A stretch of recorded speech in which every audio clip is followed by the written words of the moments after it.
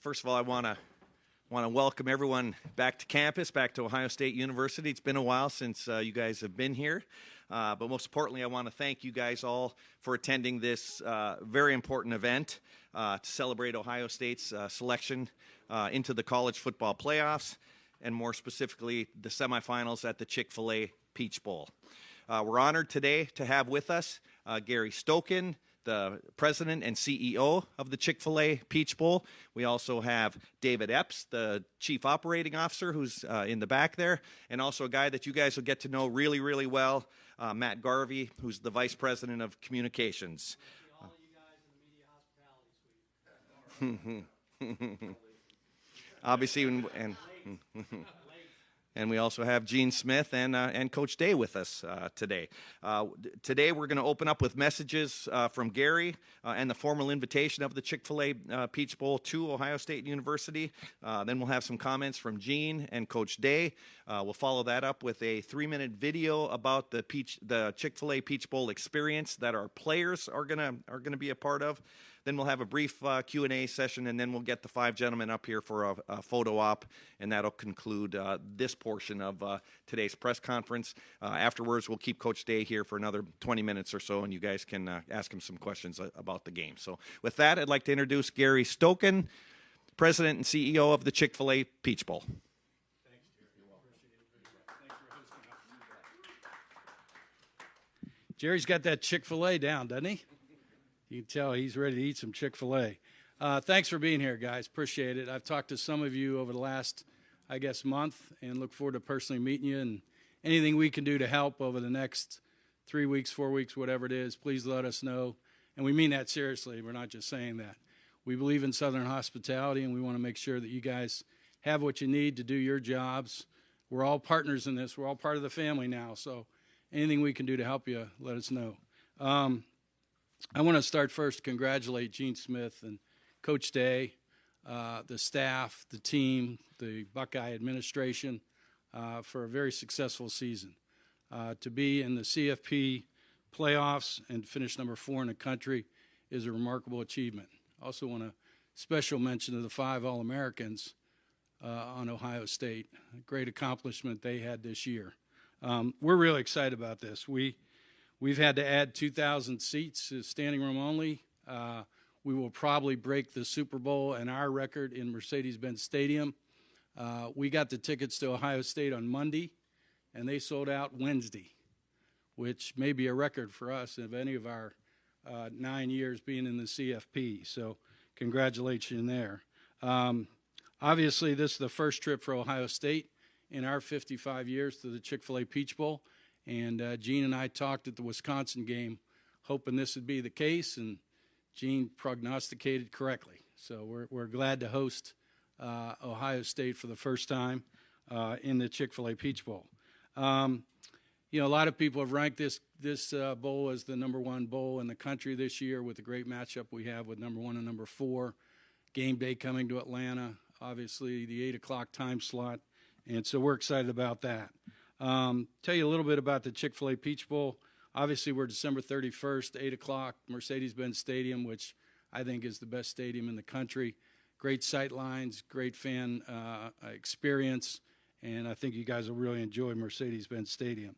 We'll be hosting not only the CFP semifinal this year, but we'll host again in 2025 the semifinal, and in January of 25 we'll host the national championship of the CFP again in Atlanta, Mercedes-Benz Stadium. Reason a lot of people call us the capital of college football in Atlanta, with having the great matchups that we have, as well as having the College Football Hall of Fame in Atlanta, which you guys should mark down that December 29th in the College Football Hall of Fame we'll have our media day for the teams, which will be a great experience for you guys to see the Hall of Fame itself and then do some work in there as well. We'll also host you December 30th at a media party, which Matt will pay for out of his own pocket. So don't expect too much there for that. We are known as one of the most competitive bowl games in the country. 53% of our games have been decided by a touchdown or less. We've had some great matchups. We've sold out 22 of the last 24 Chick-fil-A Peach Bowls, and this will be another one. As I mentioned, we've added 2,000 standing room only, and will probably be somewhere 78, 79,000 for this game. The other thing I'll mention is that we'll pay the team $6 million each, $2 million for travel, $4 million for the game itself, and $2 million for their travel expenses. A little bit about us. We are known as the most charitable bowl organization in the country. We were started, unlike other bowl games, in 1968 as a bowl for charity, and we've kept that in our mission.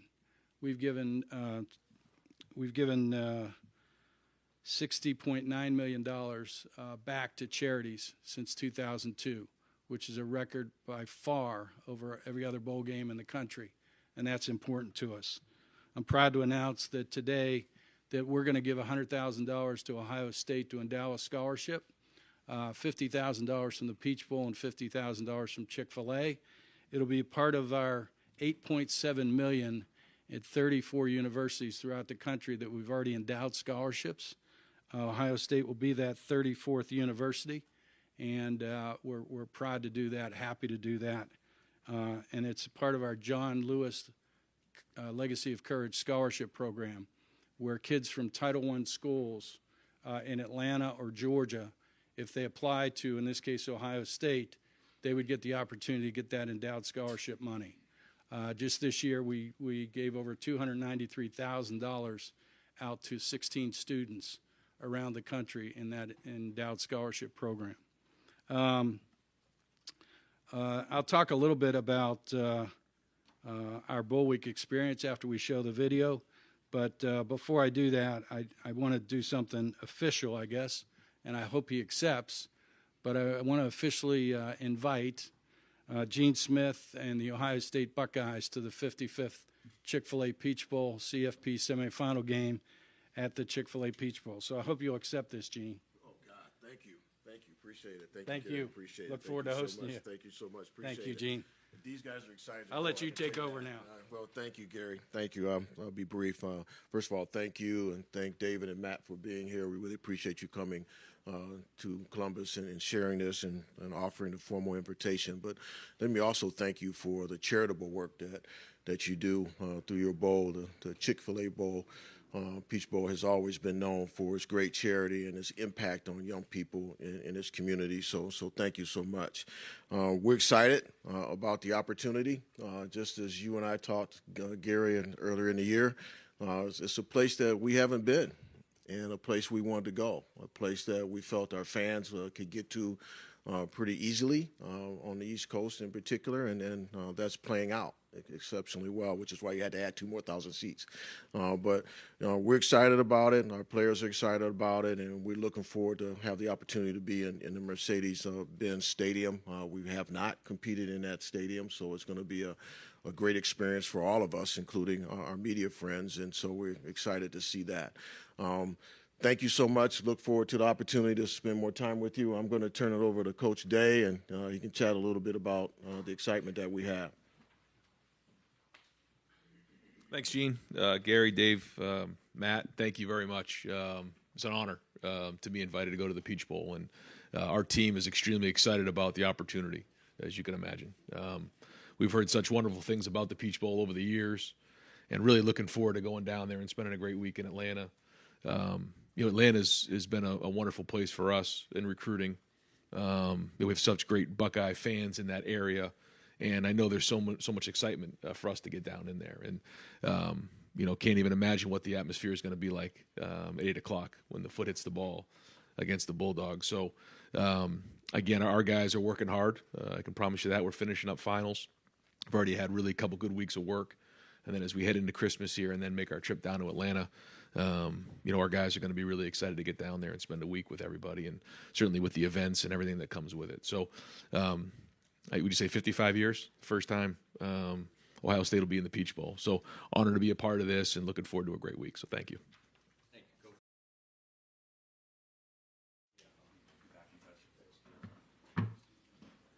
All right, so we've got about 20 minutes with Coach Day. We'll open it up second row middle. Nathan Baird, Cleveland.com.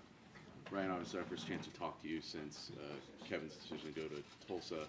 So most directly, how does that affect the staff preparation for the bowl? And then what are you thinking as the next step for you as far as replacing that position?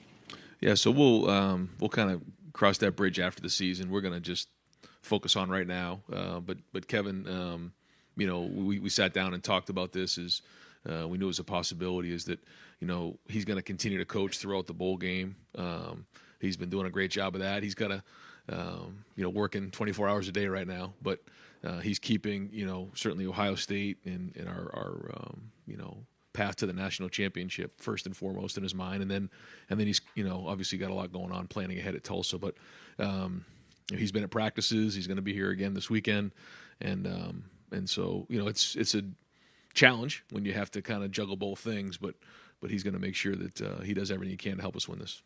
It's kind of widely out there that Keenan would be the guy that you're looking to replace that. What can you say about him and just how he fits into what you're doing now, I guess, heading into the bowl game? Yeah, we're not going to do anything formal till after the season, but I can say this, that Keenan Bailey is just he's an excellent coach. He's a really sharp young man who's going to do unbelievable things in his career, and the relationships he's built over time with former players, current players, recruits, and family has been excellent. And Keenan's turned down a lot of opportunities to go other places over the last couple of years, and he's stayed here and been a huge help. So he's got a very bright future ahead of him. Fourth row left, Jacob Benj, the Lantern. Hey Ryan, we talked with you last week, and you mentioned how just with your team now in the CFP, it's like a second chance on the season. And I'm curious now with a week for it to set in and to be around the team, just how much more real has that realization become in your preparation to play Georgia? Yeah, inside of 3 weeks now.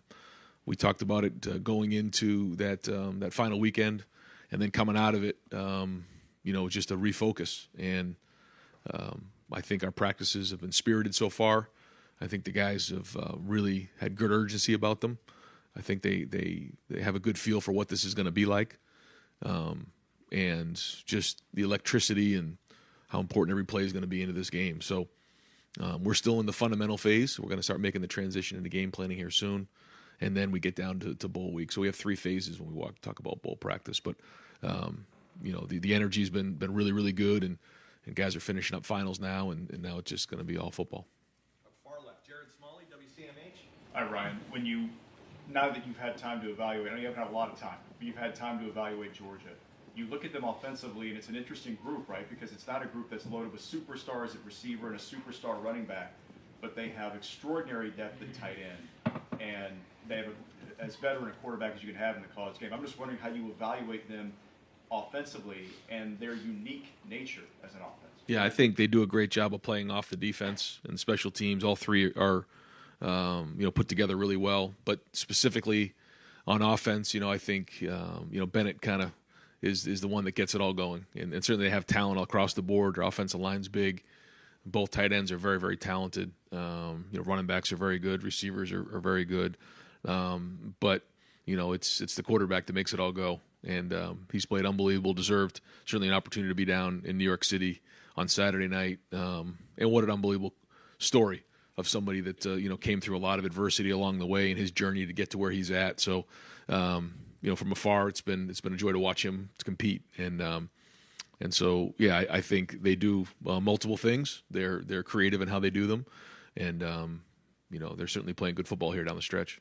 Second row left, Steve Hellwagon, 24/7 Sports. Hey, Coach, this hadn't come up, I don't think, either after the game or last Sunday, but Dallin Hayden, he had 2 100-yard games and then went into the Michigan game. He really only had 2 carries. Chip Trianum, who hadn't carried the ball all season, gets the opportunity. Just in hindsight, could that situation have been different? What held Dallin back from not playing in that game, I guess? Yeah, just kind of the flow of the game, and Tony, makes that decision based on how things are going. And I thought in the game that Chip ran well. I thought he did some really good things, especially for his first game, getting put into that environment. So, certainly looking forward to getting some health back in that room. But Dallin's going to be a big part of this bowl game.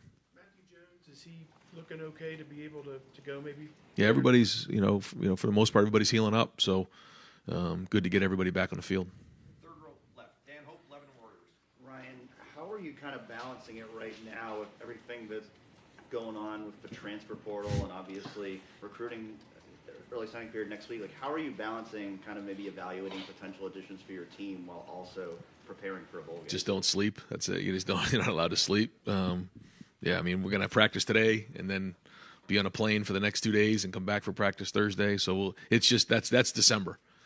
I was laughing with somebody growing up. When you hear the month of December, you think about Christmas and holiday times and everything else. And when I think of December, I think about bowl practice. I think about recruiting. Think about home visits. Think about transfer portal. Think about all these different things. And it's with the early signing period, obviously that changed a few years ago. That everything got sped up here.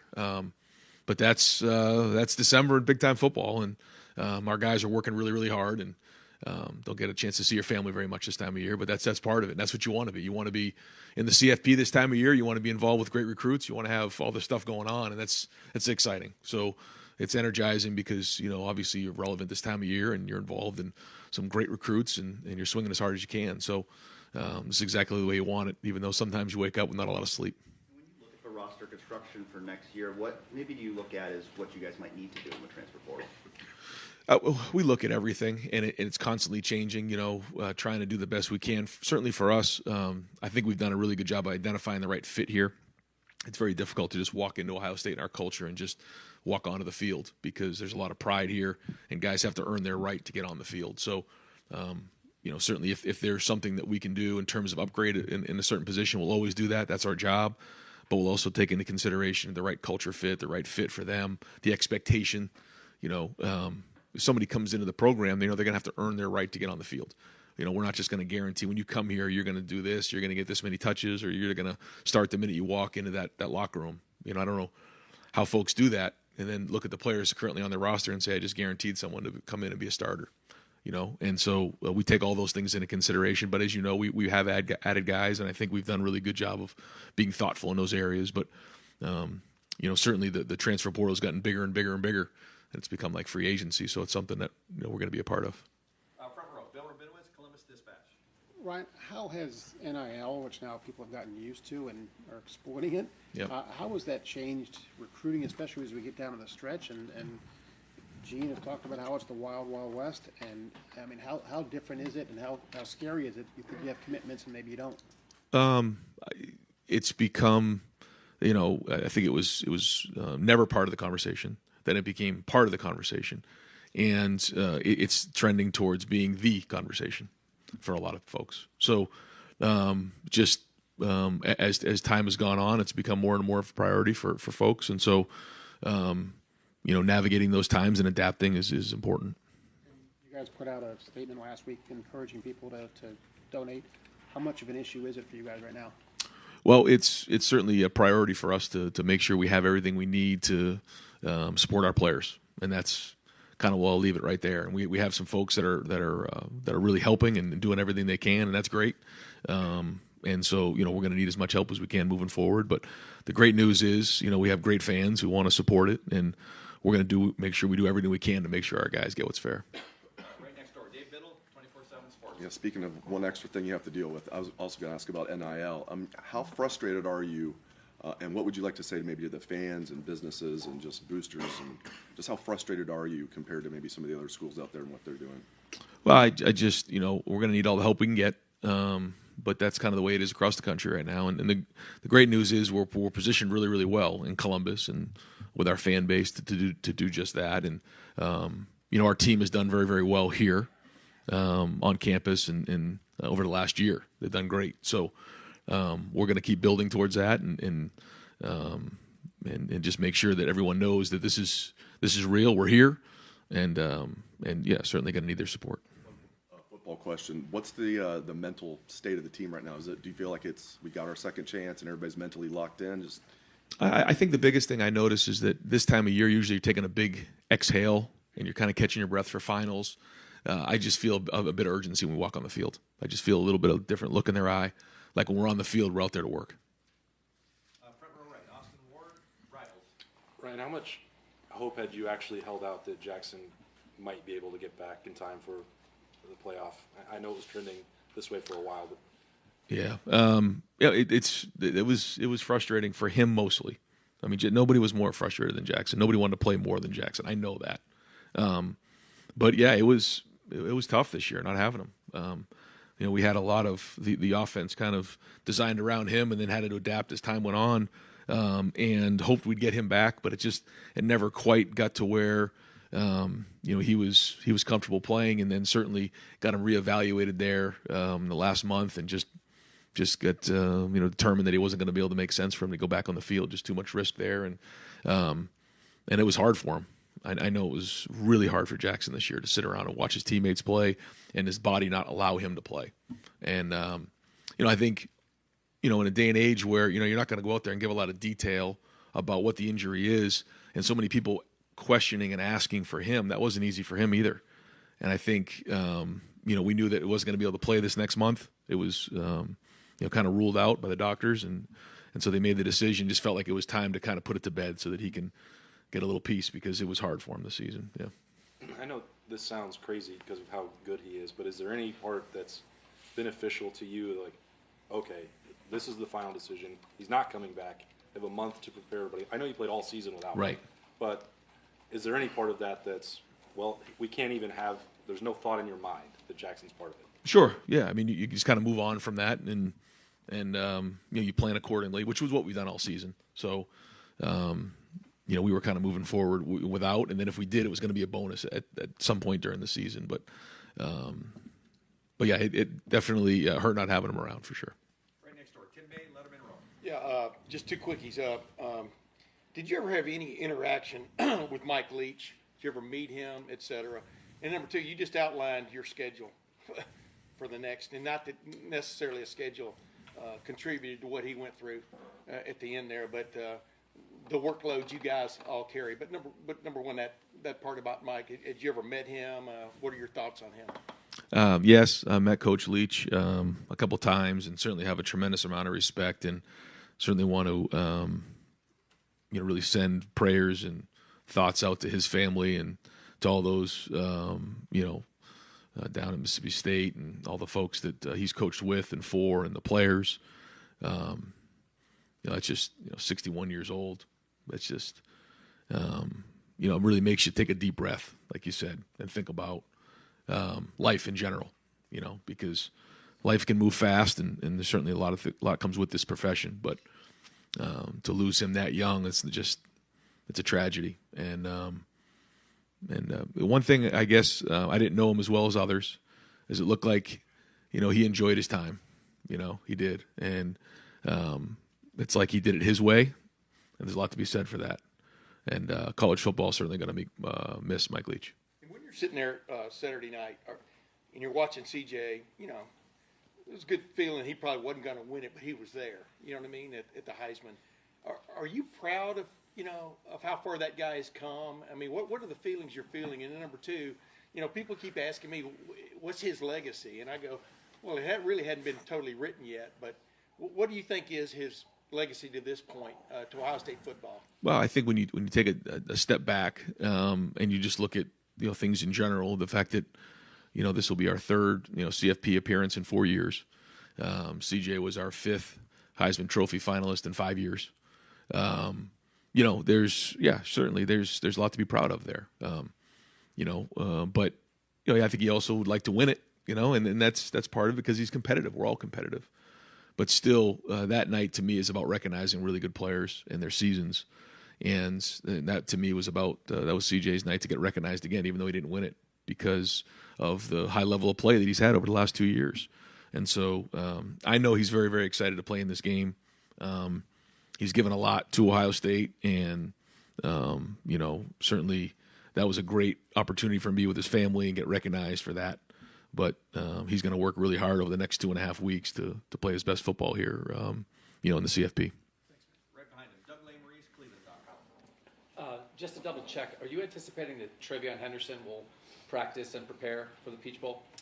Yeah, I mean, I'll probably give you an update on Trey here, probably in the next few days. I don't really have an update on where he is right now, as we kind of get off the road. So, and it's kind of like that with everybody. And I'm not sure exactly when we give an injury update, Jerry, on this. We'll have to talk about that. But as I get off the road, we'll get back to you on that one. And what you had just mentioned, signing day, that's kind of like, for the NFL, that's kind of like the draft, right? And the portal, that's kind of like free agency. And I'm trying to imagine if the NFL had free agency and the draft in the middle of the playoffs. And that would be weird because, like, why would you do that? Why would you jam everything together at the same time? Especially in a world where the 12-team playoff is coming and you're going to be playing playoff games even earlier in December. Like, what are we doing? I can tell you I've asked myself that question a few times over the last couple of weeks. Yeah, there's a lot going on. I think what happens is because there's so much change that when decisions are made to make change, we don't always know what the ramifications are in 2 or 3 years out. And the early signing period certainly made a lot of sense for a lot of folks. It certainly saves a lot of energy and time in January, but it makes for a hectic December. Then with the portal opening up, it certainly made it even more hectic. So, as time changes and things change and we try to adapt the best we can, sometimes we don't always know what the ramifications are of decisions until we get a couple years out. And all these happening at once has certainly made December crazy. Just in general, do you think it would be beneficial for college football for the teams that are still trying to finish a season to be able to focus on that season and then deal with the next season roster management when the first season is done? Ideally, yes. I just don't know, again, what that all means. If you make that shift, how does that change, other things? But yes, in a perfect world, you'd like to be with your team this time of year for sure. But that's not the way it is, and so those are the rules, and we'll just make it work. Right behind him, Cameron T. Robinson, The Athletic. Ryan, you guys have played a good crop of tight ends at times this year. Yep. Georgia's tight ends are probably the best you guys will play. What about them stands out that makes them so special? Well, Bowers is can do so many things. He's very versatile, and Darnell's really just a massive human being who can just overwhelm you with his size and athleticism. So I think the first thing is their versatility. Second is their physicality, and anytime you can do multiple things as a receiver, running back, or as a tight end, then you can create mismatches, and I think they both do that. Second row right, Bill Landis, Rivals. Right, I want to follow up on Dallin, because when we ask you about him, you talk a lot about ball security. Is that something that is an issue in practice when we don't get to see it? Because it hasn't really come up in games, so I'm just kind of wondering how that might impact things. It just seems odd that he had played so well and then wasn't part of the plan on a day where you were missing one of your top guys and the other guy couldn't finish the game. Yeah, no, the ball security is just something we talk about all the time as running backs. It's just the number one thing is when you hand the ball off, they got to do a great job with that. So no, that didn't play into the decision at all. How, I guess, he's a young guy who had played well the previous 2 weeks. How did he take probably not being as part of the plan as I'm sure maybe he thought he would be, given what your running back situation was going into that game? Yeah, it just kind of the way the game went. It just got a little, down the stretch, a little more protection, and so let Tony handle that part of it. But Dallin wants to play, and he's going to continue to play. Right behind him, Tony German, Buckeye Huddle. Ryan, we've heard rumors around the country of this recruit getting this much, that recruit getting that much. You were just talking about how it's become the conversation. What does the NCAA do? Like, where is the NCAA in all of this? Well, that's a deep question that I'm not going to jump into right now. But I will say there are times where you ask that question, what are we doing? Yeah. I'll just leave it at that right now. Got time for just a few more, folks. Front row, Joey Kaufman, Columbus Dispatch. Ryan, with this game and the location of the game, it's not a typical neutral site game because it's an hour and a half from Georgia's campus. What are you expecting as far as the crowd and contingencies, as far as maybe having to do silent counts, things like that? Just how do you see that being a factor in the game? Well, just it's going to be an electric atmosphere, and we'll be ready for anything. And that it's a great venue for a game, and certainly I know it's going to be loud there. So I know Ohio State's going to travel very, very well, but we'll also be ready for a loud environment and just make sure we have all the tools ready if we need them. Second row left, Stephen Means, Cleveland.com. No, there's a way. This accusatory, so I have to go for it. Whether it was Jackson, how he came back, immediately got hurt, and he's right back out, and you're kind of waiting on that. And Travion and mine, it felt like every other week it was kind of musical chairs of which one was available, and even Travion came out and kind of revealed a little bit what his injury was. Has there been any discussion on, injuries happen, but in evaluating how they were handled in terms of whether players should be able to be available for games or not on a week-by-week basis, when it feels like a guy like Trey, who was playing 1 week and then a week later he's back in the boot, and vice versa. Yeah, I mean that's why we have our professionals, and that's why we have doctors, and it's above my pay grade. So I kind of stay out of those conversations, and I mean, and there's different things that in the game of football, you can be hurt and bruised and bumped, and you work through it. There's other just injuries that you physically can't work through, and so that's part of football, and that's the frustrating part of football. But I certainly let all those decisions go to the doctors, and I stick to coaching football. Fourth row middle, Andy Anders, Buckeye Sports Bulletin. Yes, Georgia has one of the best defenders in the country, defensive tackle Javon Carter. As a play caller, when you're scheming this up, obviously without giving too much of the game plan away, how do you to what extent does it impact your play calling to face a defensive tackle with that sort of presence? Well, he's very explosive, very disruptive. He's in the backfield a lot, so you got to know exactly where he is all the time. Plays really, really hard, plays with good leverage. Like you said, one of the best tackles in the country, one of the best football players in the country. And you can see it. He's very, very productive. So it'll be a big challenge for our guys up front, and we'll have to know exactly where he is. And final two questions, or final three questions. Spencer, you got one? Spencer Holbrook, Letterman Row? Yeah, Ryan, kind of going off of that. When you're trying to get Matthew Jones healthy and you've got experience with Luke, your tackles are as solid as anybody in the country, but how important is it going to be for you guys to make sure that guard, center guard is as on their A game as possible in this game against the front like Georgia? Yeah, I mean, certainly you have to drill it, you have to work it all month, you have to talk about it, you have to give them a plan, and that'll be a big part of the game for sure. Is winning the game up front, like it always is, but certainly in the interior, it's going to be even more amplified. And Clay Hall, WSYS. Coach, you said a few months ago, let's cut to the chase here on NIL, it would take $13 million to maintain the roster. Where is the Ohio State kitty right now? How far or how close to that figure? Right, and I think that's the thing that we're working towards, but it's here. It's not, and like you said about the NCAA, right now it's not going anywhere. So, embracing it and moving forward and having all those things working towards exactly that is where we all have to be and where we're going. And so, I don't know exactly where we're at with all that right now, but that's the goal. I mean, that has to be it. And, we're all in. And, again, we got to do everything we can to fight for our players to make sure they have what they need. And we got to be on the forefront of that. So that's important. And, our players need to know that we're fighting for them. We are. And the same thing with recruits. Final question, Jeremy Birmingham, Rivals.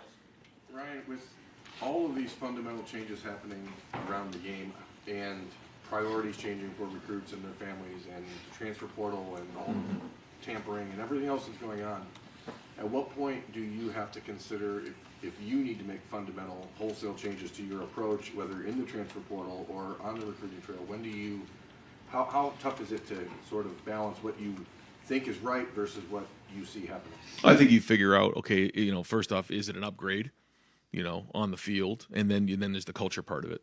And so you just, you kind of look at your roster and figure out what needs to be done. If you feel like you're healthy in one spot, whether with talent, with culture, then, you don't need to make a change just to make a change.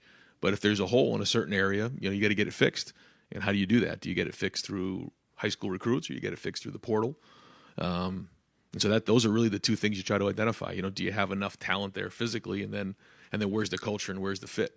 Because somebody who fits at Ohio State maybe doesn't fit it somewhere else, and vice versa. I think it's very, very important to understand, what it means to be a Buckeye, and then just the culture of the team. Understanding what's important here and how we do things. So I think you look at those two things, and if it needs to change, then you change it. Constantly identifying it and trying to get it better. There is a a line in the sand at some point where you have to say, as a program, okay, we've tried to do it the right way, and now to keep up, this has to happen? In terms of what? Like just changing the overall philosophy as far as the transfer portal. You've been very, very reluctant to dive in unless it was a clear upgrade. And now you see players willing to move in and out of rosters just for NIL opportunities or tampering that happened with former coaches they used to know or whatever.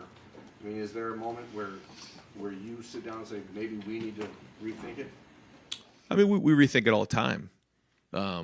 If we had, 10 to 12 to 15 guys entering the portal and we had to replace those guys, then certainly we would consider that. But, when we're signing 20 high school players every year and we don't have a lot of guys leaving the program, there's not a lot of room for that. But we're certainly looking at everybody and, having guys on visits and things like that. So we're always looking at it to see if it makes sense. But to say, we're just going to go recruit 15 transfer guys and bring them in just to say we're bringing in 15 transfer guys, no, we're not going to do that.